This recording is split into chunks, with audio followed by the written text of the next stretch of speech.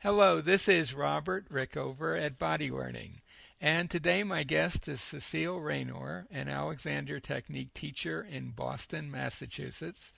She's been teaching for about 20 years with a wide range of students, and we're going. She also has produced a CD to help students or really anybody to do something that, well, she calls it active resting. Sometimes it's called constructive rest.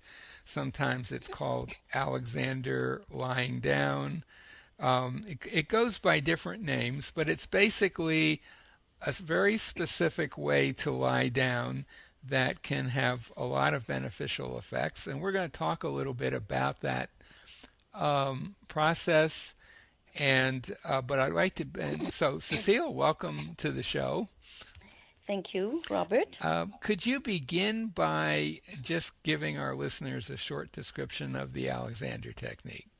All right. The Alexander technique is a mind body approach to reclaiming effortless postural balance and freer movement by freeing ourselves from harmful habitual patterns of body and mind.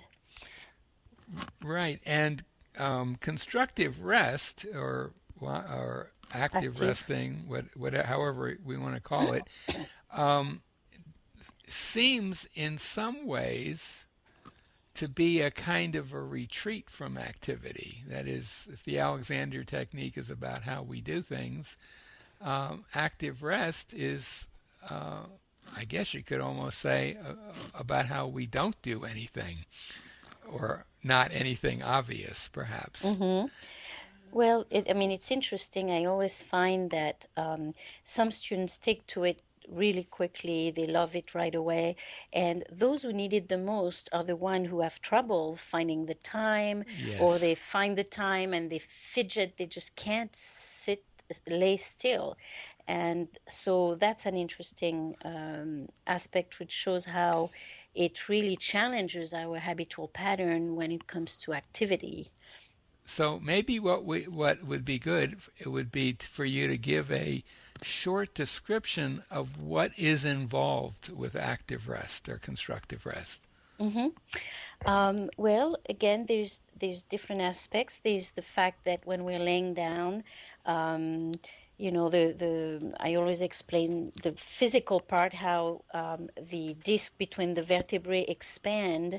There's like a liquid going to it as we're resting, and they expand, and it naturally makes the spine lengthen and the back lengthen and widen, and they expand not just in length but in width. So the little muscle along the spine are happy, and then the big muscle are happy, and before we know it, the whole posture reorganizes itself without us having to do anything, and except maybe at the beginning be clear about how much headrest to put under the head so that the head is neither falling back nor overstretched up or forward and up, and how to find a balance between with the knees bent and the feet flat, so that we're not holding them in place.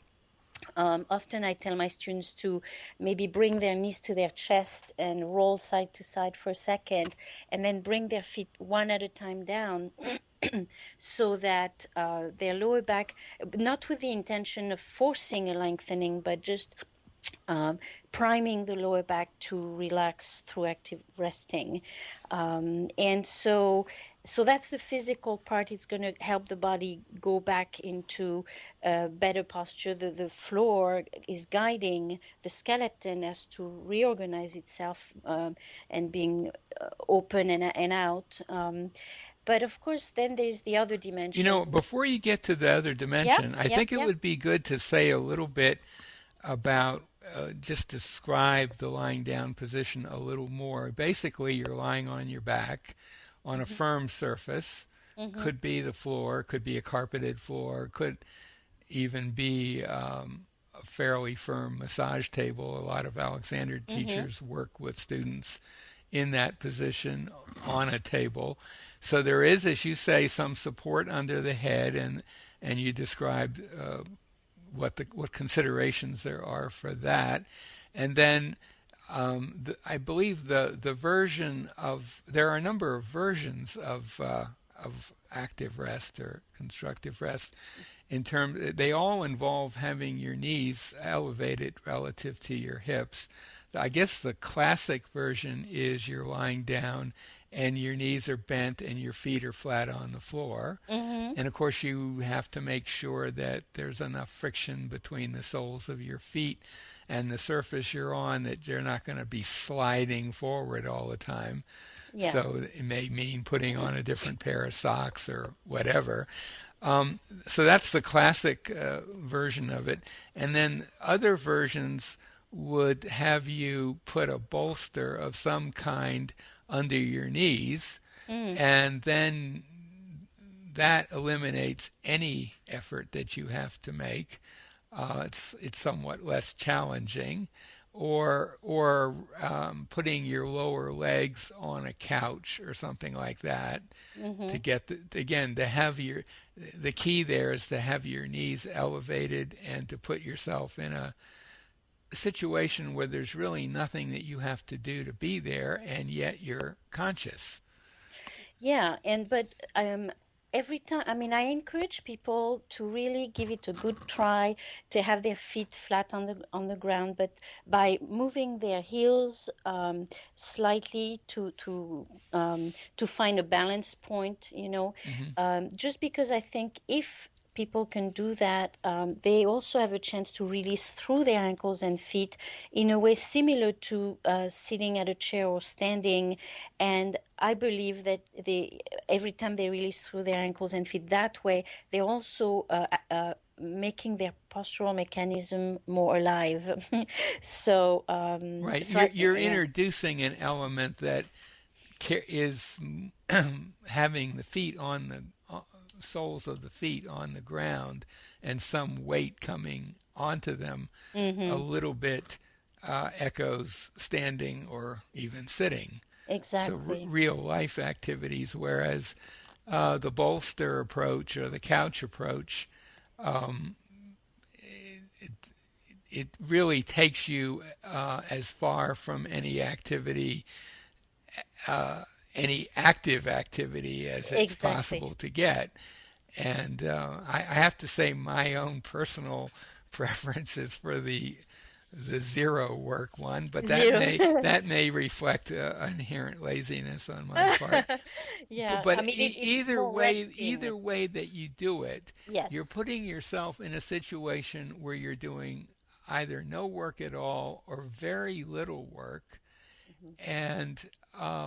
and yet you're mentally present, and Mm-hmm. that's a pretty unusual situation to be in for most people. I mean, most people they could be lying in bed and not doing anything, but um, they usually go to sleep fairly soon, so they're no longer conscious. Yeah, yeah, And it's the consciousness that really makes a huge difference here.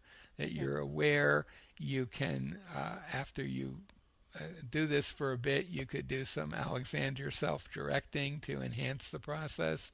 But even just being in that position, not knowing anything about the Alexander technique can be pretty helpful too. Yeah, and one thing we didn't talk about is also what we do with our arms. Hmm. And I know that a lot of people, when they're resting, especially if they tend to do yoga, they Hmm. might have their arms laying on the side Hmm. with the palm on the floor. And I usually encourage people not to do that because I think that it kind of encourages the rotation of the shoulders in when you rest like that. So I tell people that if they want their arms out, they should have them out to the side in whatever angle is comfortable, but with the palm up, or from the elbow, bend the forearm onto the chest, and again, find a place where it's comfortable and where the hand, wrist, and forearm are kind of aligned. So I think that's another Hmm. important part of the description. So the palms of their hands might be on somewhere on their torso. Yes. Yeah. Mm-hmm. Hmm. Um, so one of the things that when I talk to students about about this. I often describe it as all the things that you said, the little discs between the Mm-hmm. vertebrae absorb fluid, and I also typically will ask a student when they're lying down, do they know that they're taller in the morning than at night? And I have discovered that the world is divided into two groups. Oh, really? One group knew about it all, from childhood, and another group has never heard of it and often finds it a little difficult to believe. Uh-huh. So I tell my new students, go home, measure your height late at night and first thing in the morning and see what you find out. And of course, most people are, half an inch taller, some people Mm-hmm. even more. Mm-hmm. And Mm-hmm. it's that very absorbing of fluids and the release that comes with that. But I also point out that doing Alexander lying down is kind of the next step up from just plain old lying down. Exactly. It actually kind of telescopes the process a little bit. Yeah. And there's another thing that came back to my mind, which is I also mentioned that gravity, when we're laying down like this, gravity is what helps our shoulders release back and Hmm. out. Absolutely. And we don't have to push our shoulders back or anything. They're going to naturally go back and out. And I tell people that what we're doing when we're doing active resting is what we want to be doing when we're standing or sitting, encouraging us to release back and out and into length. And so anyway, it's just a way to describe what we're looking for when we're standing or sitting or walking. Um, and And typically, when you're lying down, the little bump on the back of your head, occiput, is resting somewhere in the center of whatever surface you're using to rest your head on. Usually, Mm-hmm. Alexander teachers like to use books a lot. And if you then trace a line along the back of your neck, or Mm-hmm. the person's neck who's lying down, it's pretty clear that everything, the entire neck, and even some of the vertebrae below the neck, are typically sort of suspended in space. There's a Mm-hmm. gap between them and the Yes. surface of the floor, and Mm-hmm. as you say, gravity is operating at a 90-degree angle on those on your spine compared to what it normally is, and is in fact encouraging, let's say, if you are tightening your neck, Mm-hmm. which is pretty darn common in the Yeah. world, if that's what you're doing, gravity is acting in a way to encourage a release of that tension without Mm-hmm. you actually doing anything or even necessarily thinking anything. You can Exactly. just be there, and there's gravity helping you to release the very tension that we Alexander Technique teachers are a bit fixated on, which is neck tension, because it's so important for our overall functioning. Yeah. And that's why I had mentioned earlier that I I heard of students who inherited my CD Right. and practice even though they never had Alexander, and they used to have tension in their neck and lower back, and just doing active resting cleared some of that enough. It totally took the edge off, and they Hmm. didn't know anything about the technique. So, it's amazing that something that simple can do so much. In a way, it's almost too simple for people to appreciate. A lot of times people will say, "Oh, just lying like that's going to help me out." There's a certain level of skepticism. Mm-hmm. I actually had a student who had been coming for lessons on and off over a period of 3 or 4 years, and she was at a workshop where I was demonstrating the lying down position before a group of people, and I was going on about some of the kind of things that we've just been talking about. And the Mm-hmm. next time I saw her, in a private lesson, we did a little table work, and she said, "You know, I always thought you were, I didn't think you really meant it when you said I should lie down every day for 15 or 20 minutes. Oh, wow. I thought it was just something you said." And I said, "Well, you know," I said, "Really? You thought I just kind of made that up?" And she said, "Oh, I didn't know about that." But it kind of dawned on her that this actually was an incredibly useful investment in time to do that. A Hmm. few minutes a day. Yeah. And another thing I want to add is that sometimes students who already have a meditation practice, it's hard for everybody to find time to do everything. So they're always asking me, can I do this instead of my my sitting practice? Hmm. And I tell them that absolutely that can totally be a meditation, and or they could choose to do 10 minutes of that and then 10 minutes of sitting. This way they'll be in a better place to sit.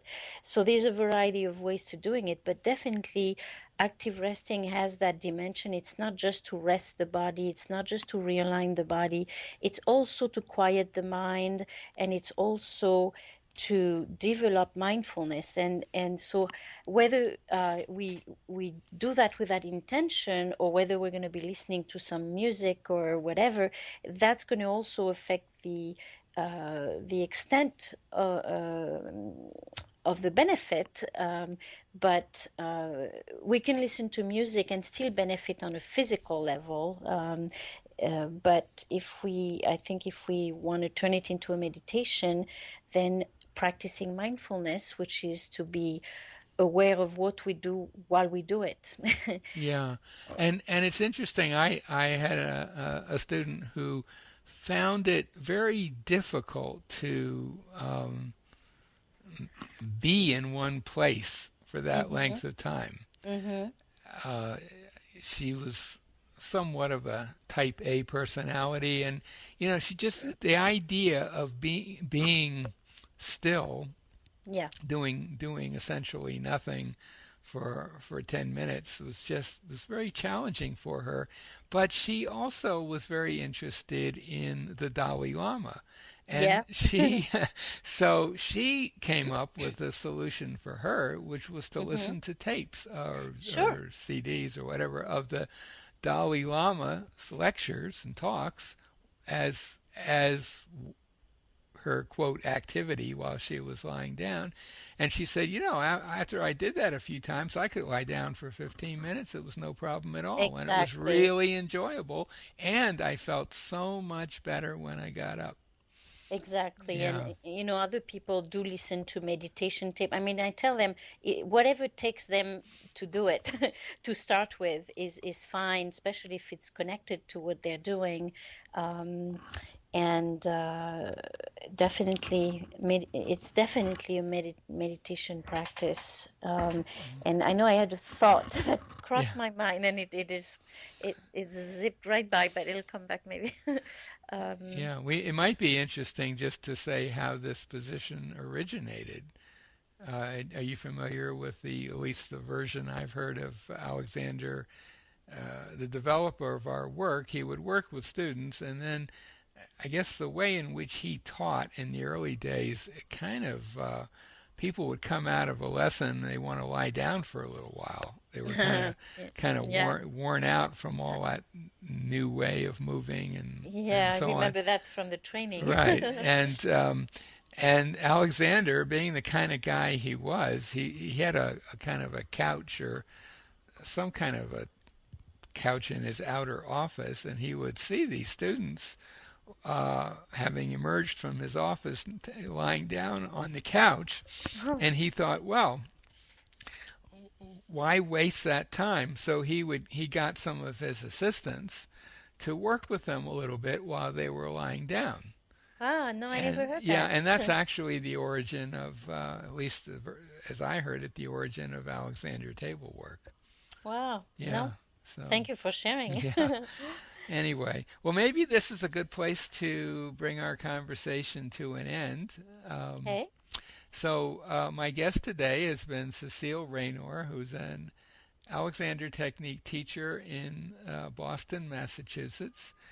And she has also produced a CD, which is available from her website, that will guide you through the process of active rest or constructive rest, however we want to call it, or Alexander lying down. We'll put a link to her website by the interview. If anything that we've been talking about interests you and you want to explore having Alexander lessons and you live in the Boston area, be sure to get hold of her from her website, or you can order the CD through her website. And if you live anywhere else in the world, we'll have a link to a site where you can learn more about the Alexander Technique. And we'll also put a link to a page on that site that is devoted entirely to the whole to Alexander Constructive Rest.